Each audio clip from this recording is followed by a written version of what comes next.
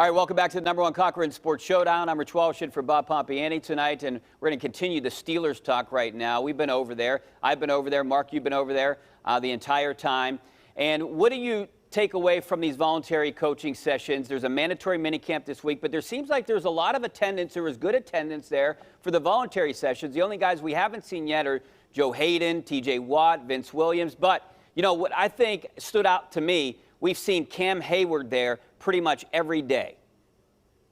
Yeah, I think that's a big thing that you see both Hayward and Ben Roethlisberger. I also think one thing that you take from it is, again, Paul makes a great point. Like, what do you really gain from football in shorts? And you don't know anything. But if you're trying to project things, if you're going to take a running back, and they did in Najee Harris, he needed to walk in with a mentality. He needed to walk in front of the line with the ones and do things like that.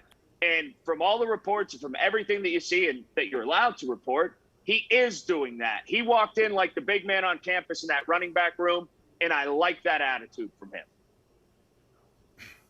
Well, I mean, I think some of these veteran guys obviously understand, like Mark said, it's it. I mean, you know, this could be it. This could be their final run, their final, shot at really getting to a Super Bowl and then having a chance to win it.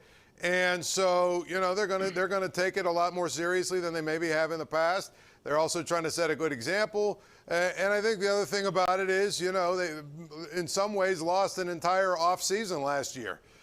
So they're coming back and they're trying to, get this thing started. And, you know, they still got it fresh in their minds, that Browns loss. I mean, there's a lot of reasons why a lot of these veterans should be there and should be taking leadership and all that other stuff. But again, you know, I don't really get all that excited one way or the other about spring football. Yeah, I think this year's worse than ever, and I'm usually all for the spring ball, but we're looking – typically they normally have 95% attendance during the OTAs. I mean, they're usually pretty good with that. They're down to 75%. I don't blame them because, you know what, they scaled back massively during these past 3 weeks where it's basically just drills and some walkthroughs. So, you know, basically – nobody should be there. Maybe some of those younger guys, shouldn't say nobody should be there, but those younger guys may be getting used to it. But, man, that there's not really much you can glean off of watching that stuff. And let me tell you that. Now, I'm thinking maybe come Tuesday, Wednesday, and Thursday, they're going to minicamp. They're going to bump that up into a legitimate type of style practice, and we can see them now. But, you know, only thing we can say now, and I do agree with Colin, I think Najee came in and any thought of potentially somebody else battling him for a position, forget about it. He just pulled out the old Superman coat and said, this is my job. You're not getting it. And I think that he made that quite evident from the, 3 weeks ago, 4 weeks, if you go back to rookie minicamp. Well, I do think there's something else too, is that, it's happened with other teams around the league, but not necessarily with three guys. With Highsmith, with Claypool, and with Dotson, three guys came in and were plugged in right away and had to play very big roles, and I thought played them well last year. And they've never gone through a traditional offseason.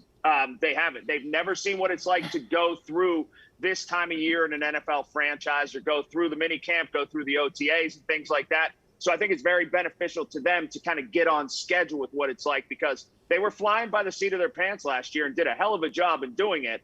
But I think this will be very beneficial time to those three guys as well. Well, I know it's football and shorts, but Najee Harris looks pretty good right now. And speaking of running backs, and we'll go back to a former running back who, knows what it's like to miss mini camps and OTAs, Le'Veon Bell, he's making news. Now he said that he does not want to play for Andy Reid. So he didn't want to play for he didn't like the Steelers front office, didn't want to play for the Steelers, didn't like Adam Gase, not in the Jets, and now he doesn't want to go back to Kansas City. Mark, do you ever wonder that he regrets what he did when he was here with the Steelers?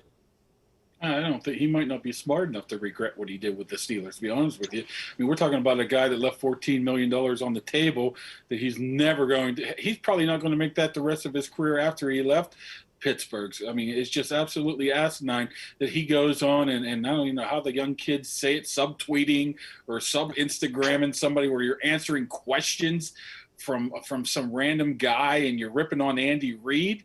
I mean, grow up a little bit here. That's not going to get you any money. I mean, he's just done now. I like the kid. I liked him a lot when he was with the Pittsburgh Steelers. I thought he got a bad rap. But, man, he's making me look like I was wrong.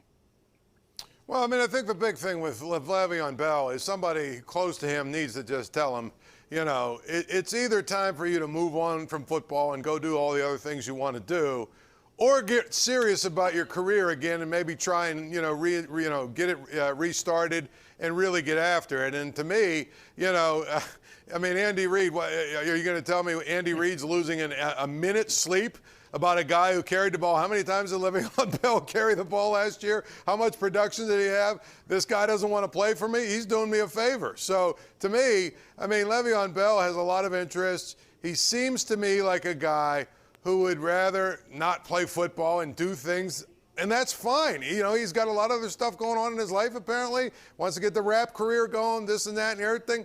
I don't mind that. I just think that if you're going to play football, be serious and try and play football. Well, I mean, the rap career, Antonio Brown put on a whole lot of money, and I think it was better than anything that Le'Veon Bell ever put out. And he didn't work at it near as hard. But back to the football part, and kind of he's the first person, it seems like, that's ever had a problem with Andy Reid. It seems like across the board, everybody wants to play for Andy Reid. At some point in your life, whether you're a football player, whether you work in an office, no matter what you do for a vocation, if you have a problem with everyone, whether it's initially or eventually, at some point, you're the problem. And I think we've reached that. And if Le'Veon Bell doesn't realize it, everyone else has. That's the problem. Le'Veon Bell has become the problem. It's just that simple to see. Paul, real quick before we go to break here, he's 29 years old. Does you think we'll ever see a Le'Veon Bell like we saw here in Pittsburgh? No, that's over. That ship has sailed. He can maybe become a guy who has some good games here and there for a team that really is desperate, gets their starting running back hurt, but I don't think he'll ever be in the category of the elite running back ever again. All right, it's time to take a break. Coming back next, we're going to be talking a little college football, and maybe a big change is on the way.